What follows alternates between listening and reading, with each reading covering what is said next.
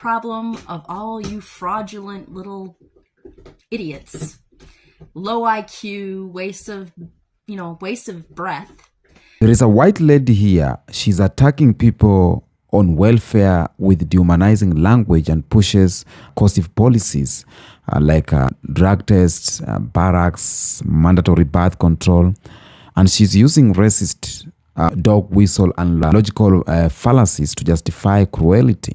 I think she's talking about black people, because why I'm saying so is because she's using phrases that was used to dehumanize black people. For example, the phrase welfare queens she has used on her video is not neutral. It was popularized by Ronald Reagan in the early or in the 1980s to describe supposed black women abusing welfare. And her language pattern again is telling a lot. She's talking about low IQ. She's talking about parasites, breed and breed, generational, obese wells. These are common words in white supremacist and eugenic rhetoric historically used to attack black people and poor minorities. I think her message was direct to some people, a group of people, and on my thinking, she may be talking about black people. And her rant is not just one person hatred. It's the voice of a system speaking through her. The same system that enslaved, segregated, and then criminalized the descendants of the enslaved. She's talking about that. She simply said out loud what many policies have said silently. Her words matter, not because they are new, but because they echo centuries of propaganda that painted black people, especially black women, as lazy, dependent, and undeserving of empathy. Let's watch these clips, and then we're going to come back with more commentary. Hey everyone, this is to all the welfare queens and that think they're queens, but yeah, this is how we stop the welfare abuse, because the good people of the United States are sick of it. They're sick of you freeloaders, good for nothings, because you're just a waste of flesh. And you're just parasites. I don't even want to compare you to animals, because you're worse than that. Animals have a function. Animals are beautiful. You people are just virus, parasitic creatures that should have probably never been born. Anyways, the way I would solve the problem of all you fraudulent little idiots, low IQ, waste of breath, is mandatory drug testing randomly. If you're caught on drugs, you get nothing. No smoking. Nothing that is a luxury or anything that you can live without. You will live in barracks, just like the military. If it's good enough for the military, it's damn well good enough for you. You will get fed what you're given, and you will have no choice in the matter. And it will be all healthy items. No chips, no soda. That way we can cut back on all your, medical bills and everything like that for all you obese, just whales. Whales, land whales. That's what you are. And it would be mandatory birth control also. No children while you are on the system. If you can't feed them, you're not going to breed them. And you're so lucky I am not in charge of this, because it would be like the military. And mandatory community service. You would wait on everybody else hand and foot. Whatever needs to be done in the community. That is, a direct function of society. You're going to be of some use. And then that way, poverty will be a thing of the past, pretty much.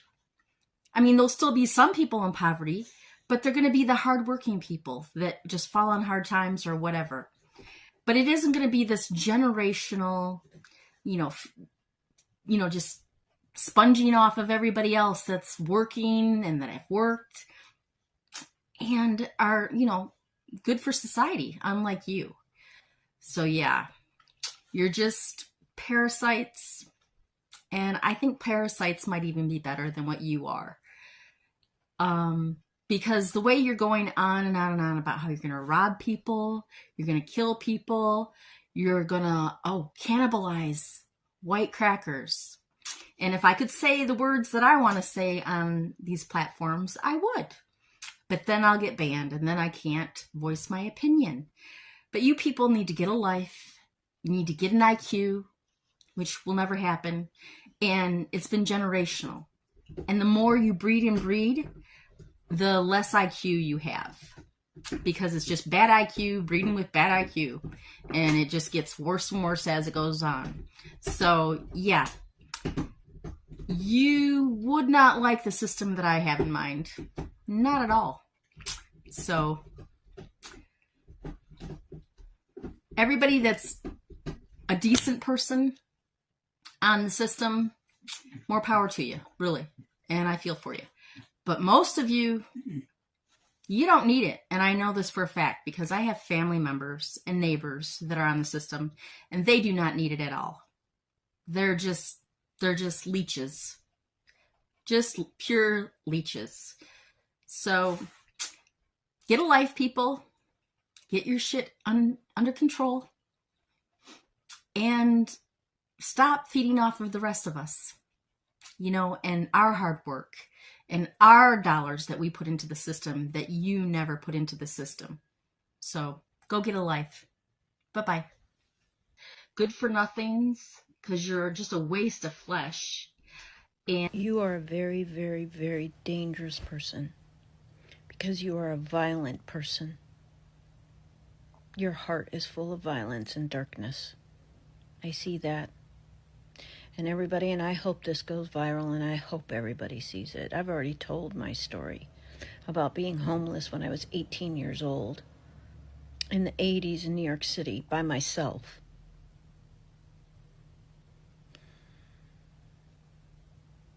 I guess that the suffering that you have dealt with in your life, instead of taking that suffering and trying to make things better for others, you just hold on to it and make everybody else suffer. I am so tired of you white people. I am so tired of you. I'm tired of myself. Thinking you have all these conveniences and all these things.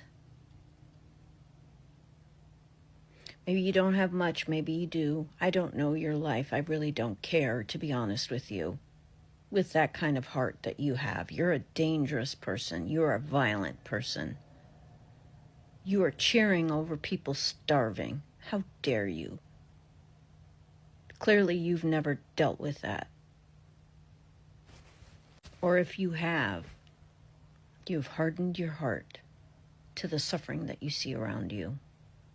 Especially if they don't look like you. And the thing is that, and I hope you go viral, the thing is that there's no way that you can be shamed. You're going to get all these stitches and people saying how they feel and yelling at you, and it will never change you. You will not change. It's very obvious. But from now on, your life is cursed. It is cursed because people will remember your words and they will be held against you. Maybe not in a court of law, but in the court of public opinion. And I am so here for it. I'm so tired of you. I'm tired of people like you. I'm tired of being going through my life and dealing with people like you that I've had to deal with, that have no heart, no empathy, no care, no compassion, no understanding. I am so done with the way we live our lives in this society. I'm so done with people like you having any kind of power. So done. This is the time for anybody else watching this, because I know that most likely you're coming to this in a complete outrage. like me. I want you to take this time and remember that this is the time, this is a great time to awaken to the idea of empathy. And on those of you who may be friends with this awful human being, you know better, and she's probably saying all these horrific things. And some of you might hold her to account, and some of you just, I don't know, for whatever reason, just go along to get along. Don't do that anymore. Don't be a bystander. Say something to her. Make her feel it. Hey everyone, this is to all the welfare queens. Well, a friend alerted me to this specimen tonight, and I'm deeply troubled by what this person would say. And the facts are simple. 70% of welfare recipients, or SNAP recipients, are children, the disabled, the elderly. Of the people that are not, 86% of them work. They can't find a job that will get them out of above the 140th percent, don't quote me on that, poverty level. So they get food from us. And it costs me like $16 a year to pay for their food out of my pocket. And what truly bothers me is that pieces of people like this lady think they are better than children, than the elderly. And they go on this tirade. And what's worse is this thing probably thinks she's a Christian. Yet she's never read the Bible. And she spits in Jesus' face by saying things like this. The problem here is that people like her exist. They preach their hate, their filth, their misinformation. And they feel like they're better than children, that she's happily starving. Children, our grandparents, are disabled, and she's happy. She wants them to work because they get like $180 a month. And people like her are glad to destroy the American dream. They're glad to embrace the corruption that is prevalent in our society at this point. This is what is wrong with America. She would rather consume misinformation and project her hatred on her fellow Americans in order to pacify the oligarchy that has gripped our country by the throat. This is why we need to fight back. This is why we need to resist. And she is exemplary of what we need to resist against. This has to stop. We have to save our country. Good for nothings, because you're just a waste of flesh, and you're just parasites. You need to watch that whole video because it is far worse than what you just witnessed. And if you follow me, you know what comes next. So I did a little digging, but because I like to be 100% sure that I found the right person, I simply asked her. And she was kind enough to confirm making this video. As you can see down here below, Susan seems to think she's being doxxed. So she's trying to rally the troops. Help me get her back. Susan, sweetie, I'm going to need you to look up the definition of doxing. Doxing would entail me releasing your personal information, such as your phone number, your address, your neighbors' names, all of your family members' names, the picture of your house, all of which I have in my possession. And if I were to release any of that information, that, my dear, would be doxing. But public information, that is a horse of a completely different color. Hello, Susan Wendelken. Now, I noticed on your LinkedIn, it says you're a dental office manager for a Dr. Anderson. And from your many, many aliases, I was able to determine that you're married to someone with the last name of Anderson. Why would one person need so many aliases, Susan? We'll get into that later if I need to. See, by you working in a dental office, that concerned me greatly. Because if you're online spewing this kind of hateful venom, how are you treating the patient? And judging by the review, there seems to be one common denominator. And well, that's you, Susan. They've all come to the conclusion that you are rude and disrespectful. Judging by the behavior that you're exhibiting online, I'm going to have to agree with them, Susan. But what concerns me even more is the fact that that dentist accepts Medicaid and Medicare. And as everyone knows, most people that get Medicaid and Medicare are also on welfare. So it concerns me greatly, Susan. How are you treating those people when you find out that they're receiving Medicaid and Medicare? So I think we should find out. Now, I also found emails linking you to Globetrotter Property. Because it's Saturday, I can't find out just yet how you're affiliated with them. So alas, this will have to be continued Monday. And of course, everyone that follows me, you know I keep a couple aces up my sleeve. You don't just put it all on the table at once. And you're just parasites. I don't even want to compare you to animals because you're worse. Do you know what some fucked up shit is? Is Tartar Sauce Tammy over here is mad because at maybe one point in time she got SNAP benefits and she doesn't get them anymore.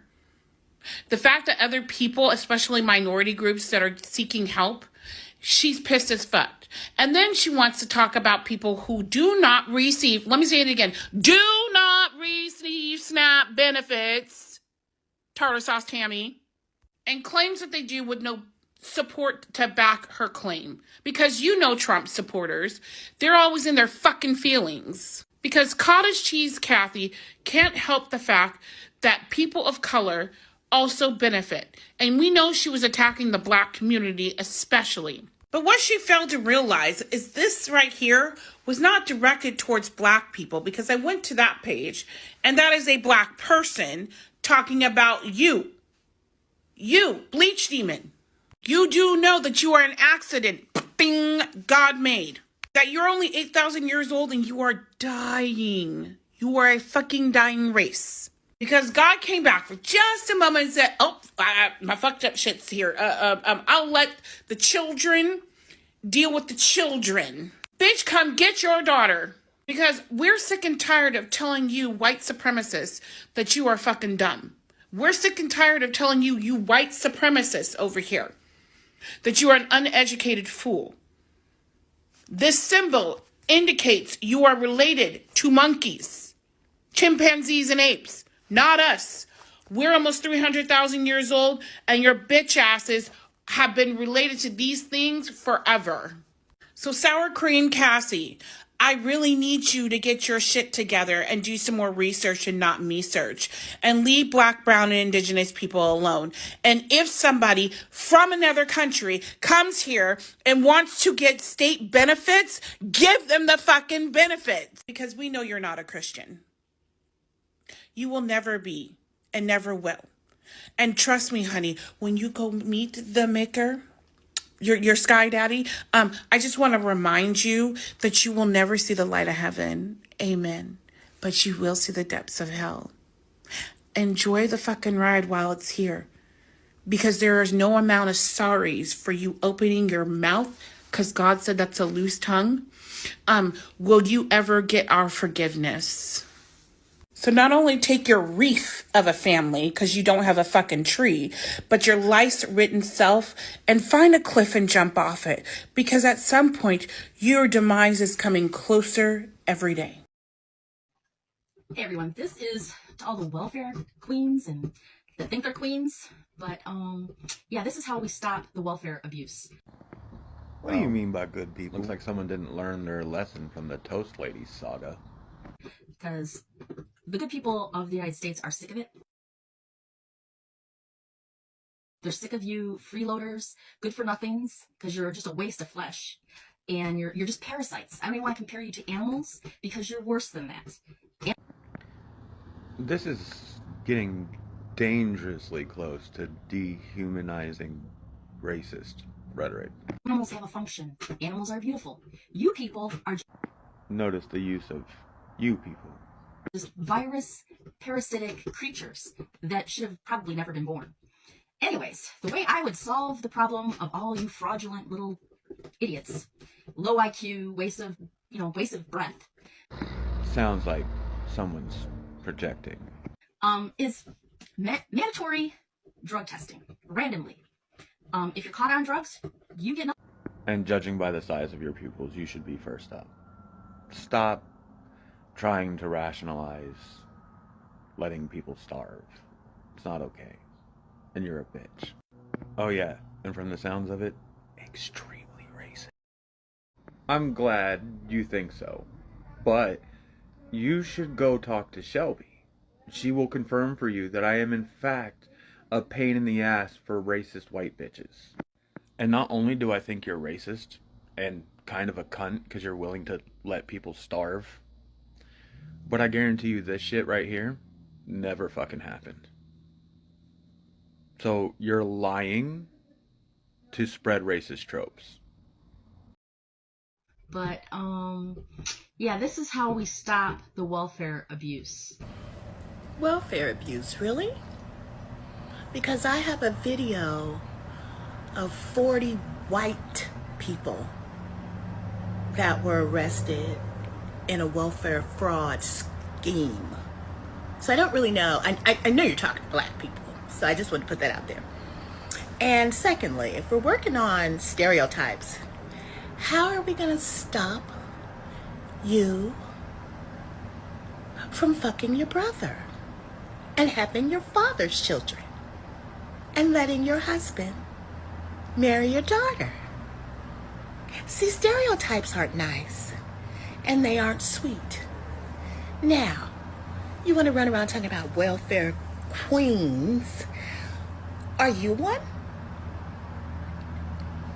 I'd like you to go outside and find one and save this little nonsense to her. But yeah, incestuous hillbilly, two can play that game. Welcome back. Now, from her ranting, you may heard she talked about something called the birth of a myth. The phrase welfare queen, it entered mainstream American in 1980s or 1970s through the political speeches of Ronald Reagan, where he described an imaginary woman in Chicago who supposedly used dozens of names to collect government checks. And that woman's real name was Linda Taylor. Back then, was one person accused of fraud, but the story was twisted into a national symbol. And Reagan's audience was shown a picture in their media, a black woman driving a Cadillac, stealing tax money. It was a racial code. Okay. He never said that black, but everyone understood. And from that moment, welfare policy stopped being about helping the poor and became about punishing blackness. Again, Dr. Frances Cress Welsing once said, racism is the behavioral system of white genetic survival. And the welfare queen myth fits perfectly in that system. It allowed white America to redirect its fear of decline towards a scapegoat, the black mother. Instead of asking why poverty exists, the nation asked why she can't stop having babies. Instead of questioning billion-dollar tax breaks, they questioned the price of a baby formula in the ghetto. You hear me? Because this is not just politics. It is psychology. It is psychology. America, built on theft and exploitation, calls black people parasites. That is projection in its present form or purest form. Madam Angela Davis wrote, when black women move, the whole structure of society moves with them. And that's why controlling the image of black women have always been essential to white supremacy. From the plantation to the welfare office, black women bodies, black women choices have been policed. First, black woman was forced to breed for profit. Later, she was shamed for motherhood without wealth. The system changed costumes from whip to paperwork, but the obsession stayed the same. When this woman online speaks of mandatory birth control, she is just channeling the same energy as the eugenic boards of the 20th century that sterilized thousands of black women in America's South. She's not new. She is history repeating itself on social media. Now, before the 1960s, most welfare receipts in America were white aid to families with dependent children who were created during the Great Depression to help white widows. So when black people finally gained legal access during the civil rights era, suddenly the narrative changed. What had been compassion became dependency. What had been social safety became handouts. And politicians saw votes in resentment. Dr. Cloud Anderson in Powernomics explained this transformation clearly, that when blacks begin to benefit from any social policy, that policy will be redefined, reduced, or removed. See the DEI. It was redefined or it was removed. And that's exactly what happened in the 1990s welfare reform under Bill Clinton. Officially, the Personal Responsibility and Work Opportunity Act was marketed as tough love, but it mostly cut benefits, imposed work requirement, and pushed millions of single mothers into deeper poverty. So the language of personal responsibility replaced overt racism, yet the target didn't change. So the stereotypes of the lazy black women allowed Americans to shrink welfare while expanding prisons. Two sides of the same coin, one punishing poverty, the other monetizing it. Let's ask this question. Who really lives off the system? Because corporate welfare dwarfs social welfare. Trillions in subsidies, bailouts, and tax loopholes go to corporations and the wealthy. But no one calls CEOs welfare kings. When a poor mother feeds her child, they call it abuse. And when a billionaire evades taxes, they call it smart business. Dr. MLK Jr. said in 1967, this country has socialism for the rich and rugged individualism for the poor. And that quote still rings true. The myth of the welfare queen hides the welfare state for the elite, and it divides the working class by race so that they never unite against the real parasite, and which is economic exploitation. And the media played a bigger role on this. Televisions and world tabloids in the 1980s and with Reagan imaginary. Cameras were zoomed in black mothers at welfare offices, never on white rural families receiving aid. Hollywood gave us caricatures, loud, lazy, overweight, while erasing the real stories of working women or women working multiple jobs and still needing food stamps. As Malcolm X warned, the media is the most powerful entity on the earth. They have the power to make the innocent guilty and make the guilty innocent. And through repetition, America began to believe poverty had a color. They believed poverty is for black only. And that is why someone just came online, it feels familiar. It is the echo of every racist headline, every talk, every political dog whistle that trained generations to equate blackness with burden. Most people on welfare in America are white. That is truth, and it is truth. Most people on welfare in America are white. The largest share of government benefits goes to the elderly, corporation, and the military, not to poor families. Fact number 3, the majority of welfare recipients work. Their job don't pay a living wage. But truth doesn't trend, but fear does. So instead of fixing wages or healthcare, politicians feed voters a story of underserving others. And that's why racism is profitable. It keeps people fighting each other instead of the system. When you call human beings parasites, you prepare the grounds for violence. Words like the ones in that viral video have consequences. They legitimize neglect, they make cruelty seem logical, and when those ideas spread, societies begin to treat poverty as a crime instead of a condition. Dr. Joy DeGray in post-traumatic slave syndrome reminds us that generations of trauma and oppressions cannot be healed by shame. They require repair, they require investment, they require respect. But respect cannot grow where myths dominate. Let's look through the African lens here. In traditional African ethics, Ubuntu, I've talked about Ubuntu once, we say, I am because we are. Community responsibility is not shameful. It is sacred, and it is just happiness to care for one another. That is civilization to us. It's not dependency. But the Western capitalist mind inverted that truth. It glorified greed and mocked compassion. The welfare queen myth is the moral collapse of a society that forgot Ubuntu. This woman rant, it is a symptom, not a disease. The disease is the structure that needs people like her to vent its guilty and protest its privilege. But this one, she screams privilege. When she went ahead and talked about policy punishment, when the lie became law, it no longer needs to shout. It hides inside paperwork. And this is what happened after the welfare queen story took hold.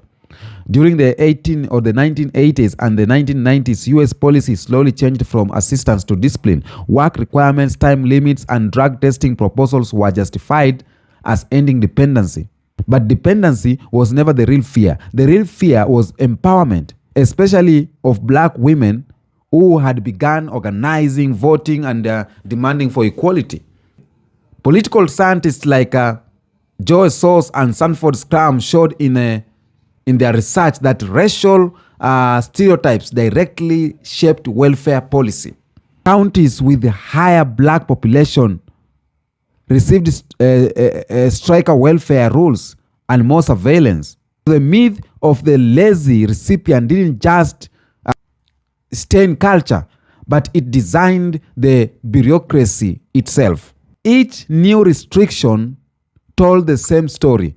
You must prove you deserve to eat. And that story turned compassion into suspicion and made poverty a personal failure instead of social problem. Television talk shows of the 1990s recycled the image of the loud black mother with two men children, and producers learned that controversy sold. So each segment was framed as social decay, never as economic neglect or negligence. Meanwhile, the real numbers painted a different picture. Most families on welfare had one or two children, and the majority left the roles within 2 years. But statistics don't create emotions. Images do. Bellux once wrote, the representation of black womanhood has always been a site of struggle. So when media defines motherhood through scorn, it erases the daily heroism of women who hold families together under impossible conditions. By the late 1980s, the so-called war on drugs fused with welfare rhetoric. Politicians claimed that public assistance funded education, addiction, and yet the same government quietly tolerated drug importation scandals and slashed funding for rehabilitation. In the new Jim Crow law explained how this fusion created a racial caste. They criminalized poor, the label welfare abuse, blood into drug user, then into criminal. This was explained by Dr. Michael Alexander in the new Jim Crow. In short, welfare reform and mass incarceration were twins born from the same parent because they fear black autonomy. And every empire needs a distraction. For America, blaming welfare recipients deflected attention from the widening gap between workers and the wealthy. In the 1980s, this is history, real wages stagnated while corporate profits soared. Union power declined, manufacturing jobs left the country, and social safety nets were cut. But rather than blaming the deregulation or outsourcing, leaders offered a simple villain: lazy people. Economics William Dutton Jr. calls this racial scapegoating in economic disguise. When the white middle class feels economic pain, elites hand them a racial explanation instead of an economic one. So it keeps anger pointed downwards rather than upwards. That's what even the Kenyan politicians or African politicians do. This woman who ranted about Parasite is repeating that economic script. She believes her struggle come from those beneath her, not those above her. And that is how power maintains itself, by convincing the oppressed to police each other, by convincing the poor white people to police black people. And this game, this mentality didn't just stop in America, it crossed borders. Global financial institutions exported similar logic to Africa and the global south through austerity programs. The IMF demanded cuts to social spending, arguing that governments had to stop dependency. So it is the same vocabulary, only now directed at nations instead of individuals. You notice who carries the weight of those myths are women. Women carries the weight of these myths. Angel Davis points out that after emancipation, black men were criminalized through labor laws, while black women were degraded through sexual and maternal stereotypes. So both tactics came the race subordinate. And today, rhetoric, no children while you are on assistance, continues the policing of reproduction. It pretends to promote responsibility, but really it denies autonomy, because controlling black motherhood means controlling the future of black life itself. When that woman demanded mandatory birth control, she echoed those eugenic whispers that once sterilized Fannie Lou Hamer without consent. That's not social reform. That is population control by another name. Another layer is morality politics. Many Americans frame welfare debates through a distorted Christian lines that as if poverty equals sin. Yet the scriptures they quote also say, whatever you did for the least of this, you did for me. There's this historian called Bennett Jr. observed that American religion often sanctified inequality. Plantation owners prayed on Sunday and whipped on Monday, and today politicians pray at breakfast and cut food programs by lunch. The woman's speech, she feels righteous while wishing suffering on others. That is not faith. It is fear wearing a cross. Now, forwarding to our century today, social media reward outrage. When someone posts a hate disguised as tough truth, the algorithms simplify it. You get more clicks, more ad revenue, more division. But if you talk the truth and you face it, there's no algorithm on you. So this digital structure mirrors the old one. Corporate profit built on public hostility towards the vulnerable. And that's why digital literacy and critical media education are new tools of liberation. Every time you share context instead of outrage, you weaken the algorithm of hate. Ironically, the people who believe the welfare myth also suffer from it. When social programs are gutted, rural white towns lose hospitals, lose food aids, they lose job training. Yet men still support those cuts because they think the programs mainly help others. Dr. Thomas Safiro's research on a racial wealth gap shows that white families often defend inequality that harms them because they measure success by relative distance from blackness rather than by absolute well-being. And that is it's a psychological trap of white supremacy, choosing privilege over progress. Despite all attempts to control the narrative, black women have continuously redefined welfare as a right, not a shame. In the 1960s, Johnny Tillman and the National Welfare Rights Organization demanded dignity for mothers on aid, and they declared a woman has the right to be poor without being punished. The activism linked economic justice to civil rights, proving that welfare is part of freedom, because true freedom includes the ability to survive. And that lineage continues today. Movement for guaranteed income reparations and fair housing, each demand exposing the hypocrisy of a society that calls $1 billion bailout rescue but calls food stamps abuse. And across the African diaspora, similar myths appear. In Britain, tabloids demonized black and immigrant families on benefits. In South Africa, critics of social grants called recipients lazy, ignoring apartheid economic crisis. In Kenya, for example, or Nigeria, Western-trained economists scold governments for subsidies while ignoring corporate tax evasion. So these stories all share DNA with American welfare queen, and they serve the same function: to justify inequality and to silence compassion. Okay? Understanding this connection helps Pan-African thinkers recognize that the fight for economic justice is one struggle, global in form, but local in pain. Okay? We have intellectual response that came through, like scholars like Dr. Claude Anderson remind us that economic power is political power. He argued that blaming individuals for systematic poverty keeps black people reactive instead of strategic. By shifting focus from survival to ownership, Dr. Claudio proposes a new narrative: from welfare to wealthfare. Fairness is opportunity, credit, and resource distribution. Likewise, to Dr. Amos Wilson, he taught psychological liberation is as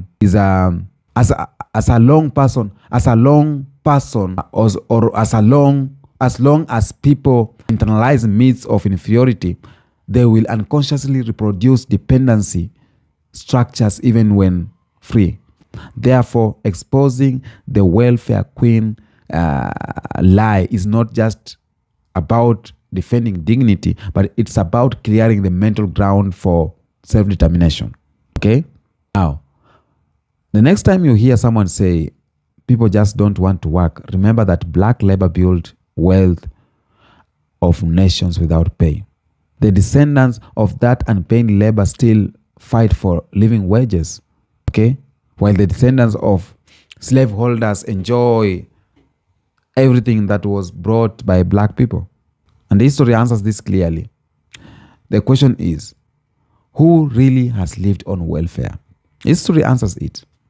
From cotton subsidies to Wall Street's bailout, the beneficiaries of an earned privilege have always looked upwards, not downwards.